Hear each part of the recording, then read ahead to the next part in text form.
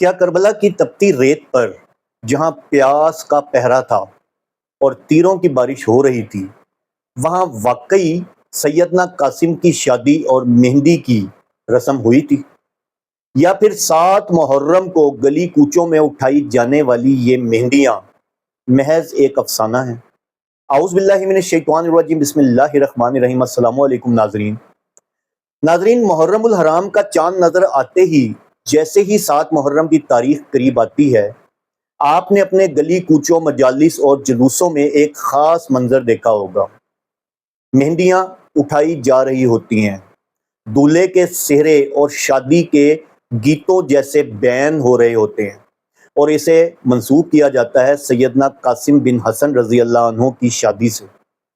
ایک ایسا جذباتی سما باندھا جاتا ہے کہ ہر آنکھ رو پڑتی ہے۔ لیکن سوال یہ ہے کہ اس پورے کلچر، اس مہندی، اس شادی کی حقیقت کیا ہے؟ یہاں ایک بات میں بالکل واضح کر دوں، میں معاذ اللہ کربلا کے اس ظلم عظیم اور شہادت نواسہ رسول صلی اللہ علیہ وسلم کے واقعے سے انکاری نہیں ہے۔ کربلا کی تپتی ریت پر جو ظلم ہوا وہ تاریخ کا سب سے بڑا اور مسلمہ سچ ہے۔ انکاری ہم اس سچی تاریخ کے اندر گھڑی جانے والی من گھڑت کہانیوں سے ہیں۔ جیسا کہ اس کربلا سیریز کی پہلی ویڈیو میں نے میتھمیٹیکل اور سائنسی حساب سے یہ ثابت کیا تھا کہ جس ٹائم لائن کے تحت 1 سے 10 محرم تک قافلے کا وہاں پہنچنا اور یہ سارے واقعات دکھائے جاتے ہیں، وہ سفر کے حساب سے محرم کے ان دنوں میں ممکن ہی نہیں تھا۔ پھر دوسری ویڈیو میں الحمدللہ میں نے آپ کو دکھایا کہ پانی کی اس طرح کی مکمل بندش والی داستان بھی من گھڑت تھی، کیونکہ خود 10 محرم کو حضرت حسین رضی اللہ عنہ کے غسل فرمانے کا دستاویزی ثبوت موجود ہے۔ تو چلیے آج میں اپنی اس ریسرچ کو آگے بڑھاتا ہوں اور آپ ہی کے بیانیے کو لے کر چلتا ہوں اللہ کے فضل سے۔ جس طرح آپ لوگ کربلا کے منظر کو بیان کرتے ہیں، ہم اسی بیانیے کے آئینے میں اس شادی کی سچائی کو دیکھیں گے کہ اس داستان کا کچا چٹھا کیا ہے۔ آج ہم جذباتی داستانوں سے نکل کر شیعہ مذہب کی اپنی معتبر کتابوں کے بند اوزار کھولیں گے۔ انشاءاللہ ہم دیکھیں گے کہ ان کے اپنے پہلے مقتل ابو مخنف سے لے کر اسلام کی ابتدائی صدیوں کی مستند ترین کتابوں اور ان کی اپنی کتب اربع تک یہ پورا دور تاریخ اس مہندی کے ذکر سے بالکل پاک کیوں ہے۔ ہم سفر کریں گے 7ویں صدی ہجری کی طرف، جہاں پہلی بار ایک مبہم سا اشارہ دیا گیا، اور پھر پہنچیں گے انشاءاللہ 10ویں صدی ہجری میں، جہاں اس افسانے کو باقاعدہ ایک مکمل داستان بنا کر پیش کیا گیا۔ حق کیا ہے اور تحریف کہاں ہوئی؟ آج کی اس دستاویزی گفتگو میں حقیقت اور اصل کتابیں آپ کے سامنے ہوں گی۔ پوری ویڈیو دیکھیے تاکہ آپ کو معلوم ہو کہ جلوسوں میں اٹھائی جانے والی اس مہندی کے پیچھے اصل سچائی کیا ہے۔ لوگ کہتے ہیں کہ یہ داستان صدیوں پرانی ہے، لیکن آج میں تاریخ کا سب سے بڑا چیلنج آپ کی عدالت میں رکھنے جا رہا ہوں۔ اگر یہ شادی سچ تھی تو شیعہ مذہب اپنی سب سے بنیادی 4 کتابیں یعنی کتب اربع اٹھا کر دیکھ لیں، وہاں اس مہندی کا کوئی ایک لفظ موجود نہیں۔ کربلا کے سب سے پہلے لکھنے والے انسان لوط بن یحییٰ نے جب مقتل ابو مخنف لکھا تو سیدنا قاسم کی شہادت تو لکھی، مگر کسی شادی کا ذکر تک نہ کیا۔ یہاں تک کہ کربلا کے 500 سال بعد تک ان کے سب سے بڑے شیخ مفید نے جب اپنی سب سے معتبر کتاب الارشاد لکھی تو پوری تاریخ اس قصے سے بالکل خالی تھی۔ یعنی پہلی 5 صدیاں اسلام کی اس افسانے سے بالکل پاک تھی۔ تو پھر یہ کہانی آئی کہاں سے؟ پہلی بار کربلا کے تقریباً 700 سال بعد 7ویں صدی ہجری میں ملا فخر الدین التریہی کی ایک غیر معتبر کتاب المنتخب میں ایک مبہم سا اشارہ دیا گیا، جسے بعد میں 10ویں صدی ہجری میں ملا حسین کاشفی نے اپنی کتاب روضۃ الشہداء میں ایک مکمل من گھڑت افسانہ بنا کر پیش کر دیا۔ میرا چیلنج ہے، اگر یہ کہانی سچی ہے تو 7ویں صدی ہجری سے پہلے کی کوئی ایک مستند کتاب لا کر دکھا دیں۔ تاریخ گواہ ہے کہ یہ بات کی ایجاد ہے جس کا کربلا کی حقیقت سے کوئی تعلق نہیں ہے۔ اب ہم آتے ہیں اس پورے فساد کی جڑ کی طرف، وہ کتاب جس نے تاریخ کربلا کے چہرے پر تحریف کا یہ داغ لگایا۔ ملا حسین کاشفی کی 10ویں صدی ہجری کی کتاب روضۃ الشہداء، یہ ہے وہ اصل کتاب جس میں یہ من گھڑت داستان پہلی بار باقاعدہ لکھی گئی۔ میں زبانی کلامی بات نہیں کروں گا، اب اپنی سکرینوں کو غور سے دیکھیے۔ میں اس کتاب کا اصل اوریجنل ورژن مینوسکرپٹ آپ کے سامنے رکھنے جا رہا ہوں، اور الحمدللہ میرا کھلا چیلنج ہے کہ اگر کسی کے پاس اس داستان کا اس سے پرانا کوئی اوریجنل ثبوت ہے تو وہ سامنے لے کر آئے۔ میں اس کتاب کے صفحات کی ایک ایک ہائی لائٹڈ لائن آپ کو دکھاؤں گا جہاں اس نکاح، ہاتھ پکڑانے اور قیامت پر شادی ٹالنے کی پوری فرضی کہانی کو پہلی بار گھڑا گیا انشاءاللہ۔ آئیے اب ان صفحات کا باقاعدہ پوسٹ مارٹم کرتے ہیں۔ اب اسکرین پر یہ پہلا سکین دیکھیے۔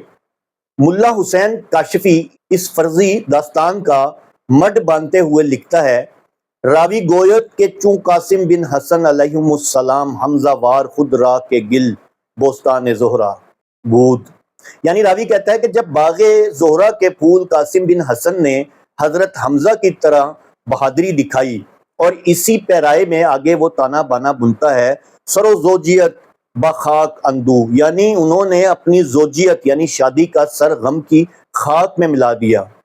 جنگ کے میدان میں زوجیت اور دولہا دلہن کا یہ پورا فرضی تصور پہلی بار اسی 10ویں صدی کی کتاب سے برآمد ہوتا ہے۔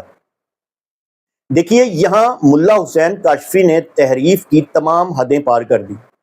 اوپر والی ہائی لائٹڈ لائن کو غور سے دیکھیے، لکھا ہے وَأَقْنُونَ بِسْتَمَان من دخترا باوی عقد گرد و دستش بدست قاسم دادو و از ان خیمہ بیرون آمد۔